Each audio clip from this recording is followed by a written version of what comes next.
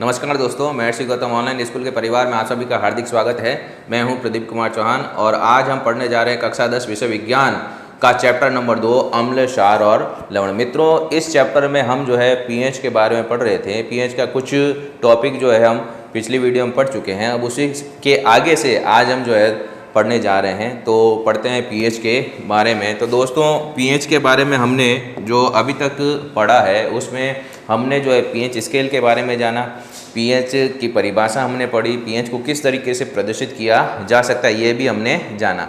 तो दोस्तों, एक प्रश्न ये बनता है कि पीएच जो है, पीएच को ज्ञात करने के लिए जो पीएच स्केल बनाई गई थी, ये पीएच स्केल बनाई किसने थी? तो हमेशा ध्यान रखिएगा कि सन 1909 में वैज्ञानिक जो सोरेसन के द्वारा जो है पीएच स्केल का निर्माण किया गया था। और पीएच स्केल के द्वारा ही आज हम जो है 0 से लेकर के 14 तक, ठीक है ना, जो पदार्थों और यूं कह सकते हैं कि जो विलयन की जो पीएच है उसका मान ज्ञात कर सकते हैं। और हमेशा ध्यान रखिएगा कि यदि पीएच 7 है तो जो पदार्थ है, जो विलयन है, वो कैसा होगा? उदासीन होगा। और अगर 7 से कम है पीएच तो अम्लीय विलयन होगा। और अगर 7 से 14 तक है तो वो विलयन कैसा होता है? क्षारीय होता है। अब प्रश्न ये बनता है दोस्तों कि जल की जो पीएच है, शुद्ध जल की जो पीएच होती है वो 7 होती है। कैसे ज्ञात किया जाता है? यानी कि जो शुद्ध जल जो होता है वो कैसा होता है? उदासीन होता है। कैसे?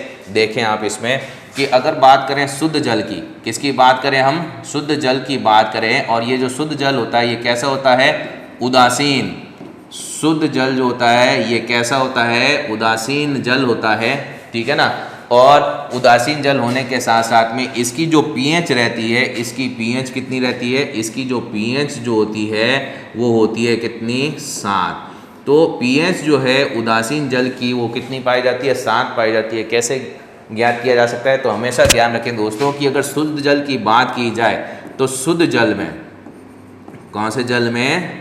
शुद्ध जल में H+ व OH- आयनों की सांद्रता, H+ और OH- आयनों की जो सांद्रता जो होती है, ठीक है, वो कितनी होती है?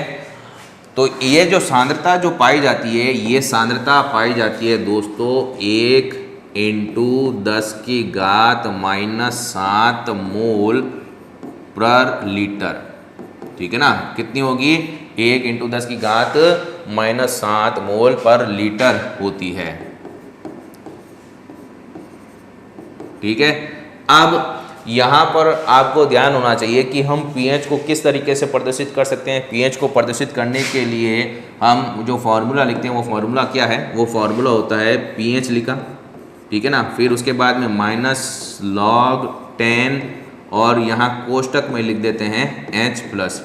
और एक चीज़ हमेशा ध्यान दीजिएगा कि जो H+ आयन जो होते हैं वो कभी भी स्वतंत्र नहीं रहते हैं। वो जल योजित होकर के, यानी जल के अणु के साथ में जुड़ करके क्या बनाते हैं? H3O+ यानी कि हाइड्रोनियम आयन। आपको ज्ञात होगा कि जो H+ जो होंगे ये जल योजित हो जाते हैं, यानी कि जल के अणु के साथ में जुड़ जाते हैं और क्या बना देते हैं? ये बना देते हैं H3O+, यानी कि हाइड्रोनियम आयन बनाते हैं। क्या बनाते हैं? हाइड्रोनियम आयन बनाते हैं। इसलिए हम पीएच को जो है इस तरीके से भी लिख सकते हैं, log10 और कोष्टक में H3O+ यानी कि हाइड्रोनियम आयन, इस तरीके से भी लिखा जा सकता है।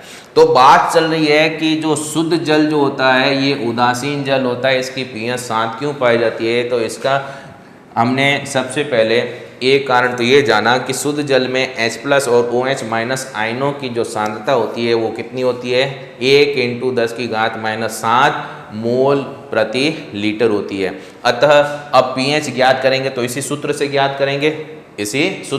करेंगे, तो अब आप देख सकते हो कि पीएच जब इस सूत्र से ज्ञात करेंगे तब हम क्या लिख सकते हैं कि pH = -log10। अब यहाँ पर सांद्रता कितनी है?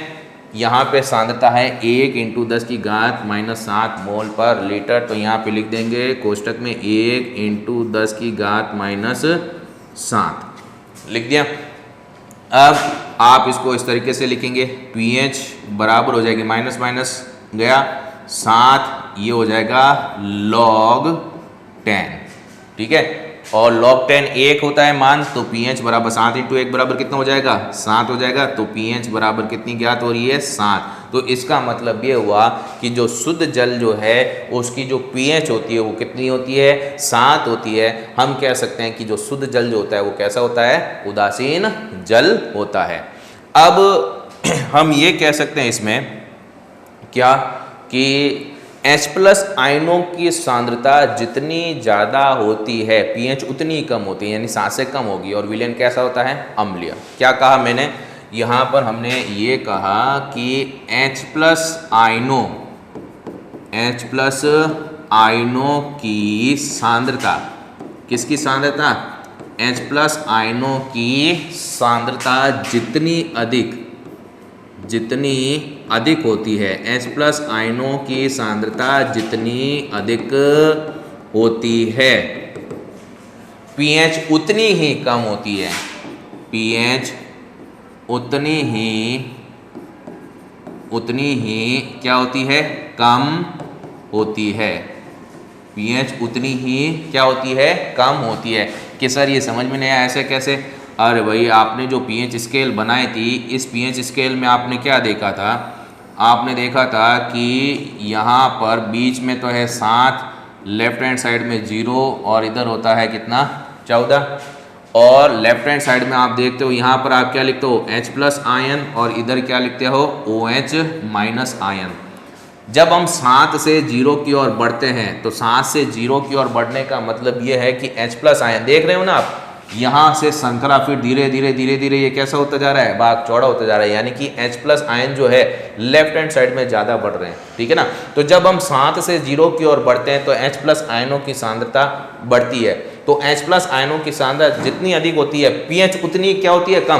तो जैसे जैसे हम 7 से 0 की ओर जाएंगे, H प्लस आयनों की सांद्रता बढ़ रही है और pH उतनी 7 से क्या होती जाएगी, कम होती जाएगी। 7 के बाद में जैसे यहाँ पे 6 से कम 5, फिर 4, 3, 2 और ऐसे करके 1, ठीक है ना, 3, 2 और 1। तो आप यहाँ पर कह सकते हैं, क्या कह सकते हैं कि जैसे जैसे H प्लस आयनों की सांद्रता बढ़ती है, pH उतनी ही क्या होती जाएगी, कम होती जाती है, ठीक है। तो हम यूं भी तो कह सकते हैं कि OH माइनस यानी कि हाइड्रोक्साइल आयनों की सांद्रता जितनी अधिक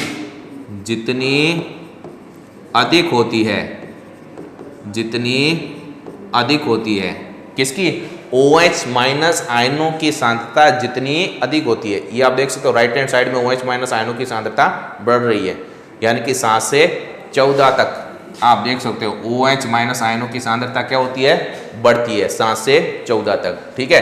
तो OH माइनस आयनों की सांद्रता जितनी अधिक होती है, pH उतनी ही क्या होगी, अधिक होगी, उतनी ही अधिक होती है, ठीक है दोस्तों। तो कहने का मतलब ये हुआ कि अगर हम बात करें, किसकी बात करें कि pH जितनी कम होगी, और pH जितनी कम होगी का मतलब ये है कि विलयन कैसा होगा, अरे भाई विलयन अम्लीय होगा, ठीक है ना। विलयन कैसा होगा, अम्लीय होगा, यानी कि अम्लीय गुण बढ़ेगा, ठीक है। और इधर बात करें OH माइनस आयनों की सांद्रता जितनी अधिक होती है, pH भी उतनी अधिक होती है, तो इसका मतलब है कि जो विलयन होता है वो विलयन कैसा होगा, क्षारीय होगा। विलयन कैसा होगा, क्षारीय होगा, ठीक है। अब कुछ विलयनों की जो pH परास जो पाई जाती है, वो pH परास हम देखें क्या क्या हो सकती है, उनके बारे में देखते हैं हम। तो आप देखें, जैसे मान लीजिए मैंने यहाँ पर ये सिंपल सी एक लाइन बना दी है लाइन। इस लाइन में इस तरफ मैं लिख देता हूँ 0, बीच में लिख देता हूँ कितना, 7, और यहाँ पे लिख देता हूँ कितना, 14 लिख देता हूँ। अब आप देखोगे कि जो विलयन जो है, मतलब हम कह सकते हैं कि अम्लीय pH परास रखने वाले जो पदार्थ है वो कौन कौन से हो सकते हैं, और क्षारीय पीएच परास रखने वाले जो पदार्थ है वो कौन कौन से हो सकते हैं। ठीक है, तो आप देखोगे यहाँ पर मैं लिखता हूँ अम्लीय पीएच परास वाले पदार्थ। ठीक है, अम्लीय पीएच परास वाले पदार्थ। अब कौन कौन से हो सकते हैं, और इधर मैं लिखूंगा क्षारीय पीएच परास वाले पदार्थ। ठीक है दोस्तों, तो बीच में यहाँ पे तो आपको पता ही है ये उदासीन है, पीएच अगर 7 है तो क्या है, उदासीन है। 7 से 14 तक जो है क्या है, क्षारीय पीएच है, और 7 से 0 की तरफ जो है वो कैसी पीएच है, अम्लीय पीएच है। अब उन पदार्थों के नाम क्या क्या हैं वो आप यहाँ पर देखते हैं क्या क्या होंगे। अम्लीय पीएच परास वाले पदार्थ क्या हो सकते हैं, HCl हो सकता है, हाइड्रोक्लोरिक अम्ल है ये। हमारे पेट में पाया जाता है कौन सा रस, जठर रस, ये भी अम्लीय पीएच वाला ही पदार्थ है। ठीक है, इसी तरीके से नींबू का रस, क्योंकि अम्ल कैसे होते हैं, खट्टे होते हैं। ठीक है ना, तो नींबू का रस, ठीक है, टमाटर, संतरा, दूध और दही, ये सारे के सारे जो पदार्थ हैं वो अम्लीय पीएच परास वाले हैं। ठीक है, तो उदासीन वाला क्या है भाई, उदासीन वाला है शुद्ध जल। क्या हो जाएगा, शुद्ध जल। ठीक है, और क्षारीय पीएच वाले पदार्थ क्या क्या हो सकते हैं, क्या क्या होंगे, इसमें जो पदार्थ आएंगे एक आ जाएगा इसमें NaOH, सोडियम हाइड्रोक्साइड। इसी तरीके से हमारे रक्त धमनियों में बहने वाला रक्त, ये भी क्षारीय पीएच वाला पदार्थ है। इसी तरीके से साबुन का पानी, किसका, साबुन का पानी। ठीक है, सोडा युक्त जो शीतल पेय पदार्थ, कोल्ड ड्रिंक्स जो होते हैं वो भी क्षारीय प्रकृति के हैं। तो सोडा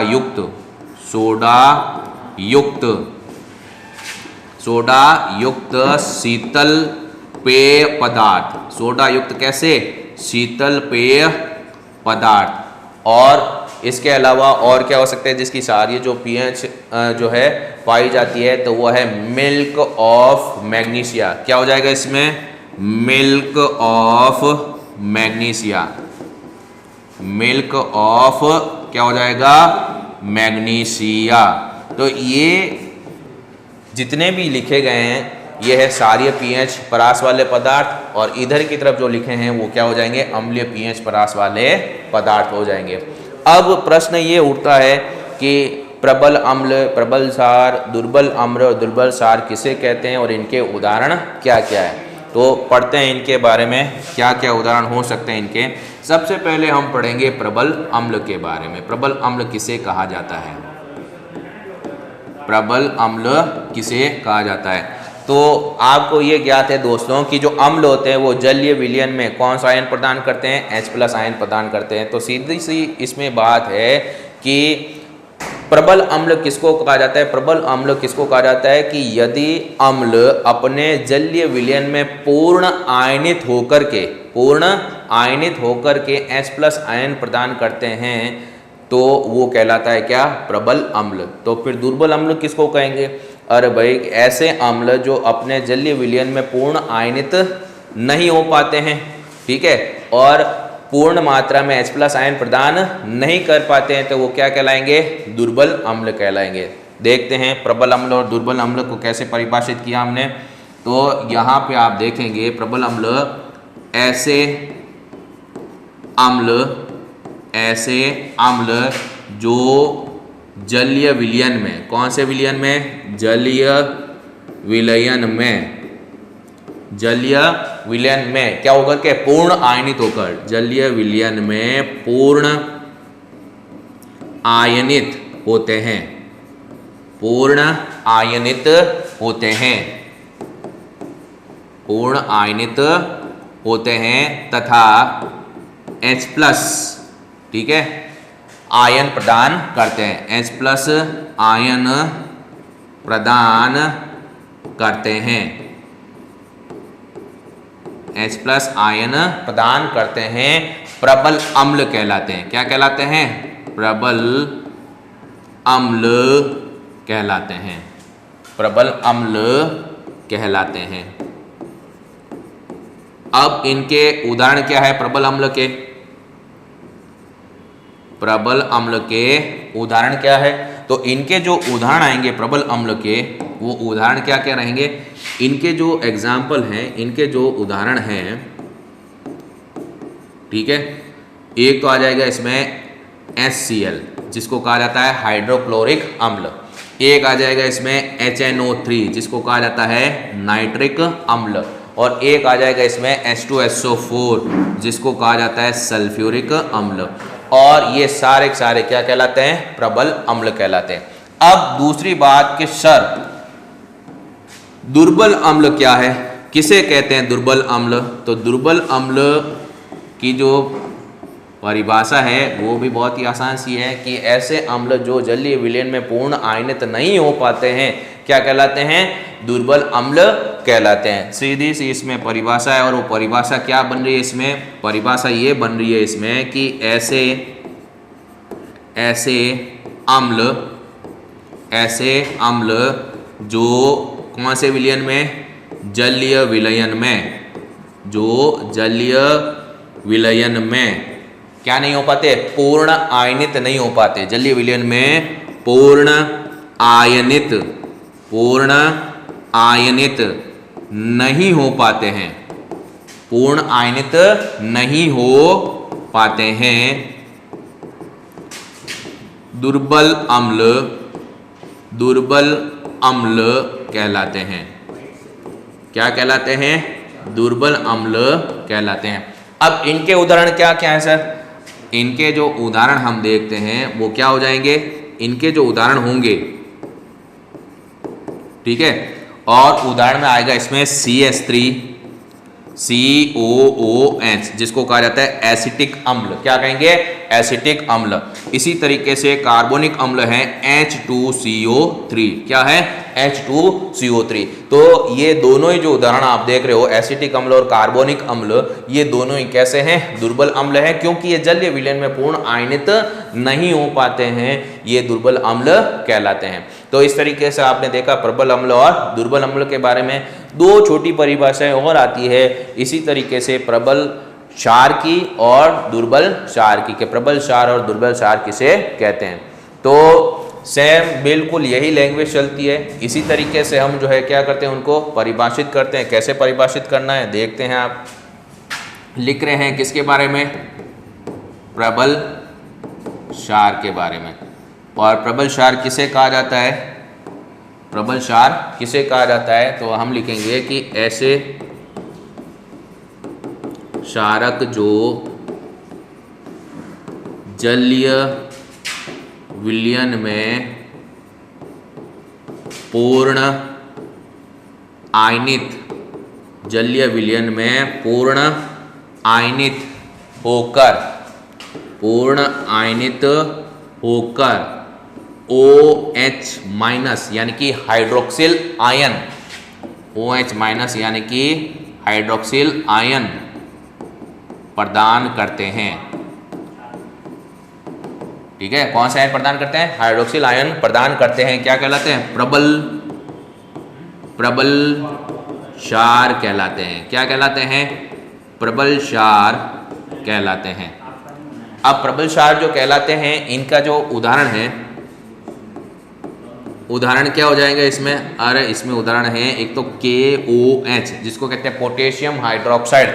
दूसरा इसमें उदाहरण आ जाएगा NaOH, जिसको कहा जाता है सोडियम हाइड्रोक्साइड। और ये दोनों है क्या है? प्रबल क्षार है, क्योंकि ये दोनों जो है पूर्ण आयनित होकर के क्या प्रदान करते हैं? OH- आयन प्रदान करते हैं। इस वजह से इनको क्या कहा जाता है? प्रबल क्षार। ठीक इसी तरीके से एक और परिभाषा आएगी, और वो परिभाषा आएगी क्या? किसकी? वो आ जाएगी दुर्बल क्षार की। किसकी आ जाएगी? दुर्बल क्षार की। और इतना भर लिखना होता है इसमें कि ऐसे क्षारक जो जलीय विलयन में पूर्ण आयनित नहीं हो पाते हैं क्या कहलाते हैं? दुर्बल क्षार कहलाते हैं। क्या कहलाएंगे? दुर्बल क्षार। और इसमें जो एग्जाम्पल आता है वो आता है अमोनियम हाइड्रोक्साइड और मैग्नीशियम हाइड्रोक्साइड। तो परिभाषा क्या है? परिभाषा क्या है कि ऐसे क्षार जो जलीय विलयन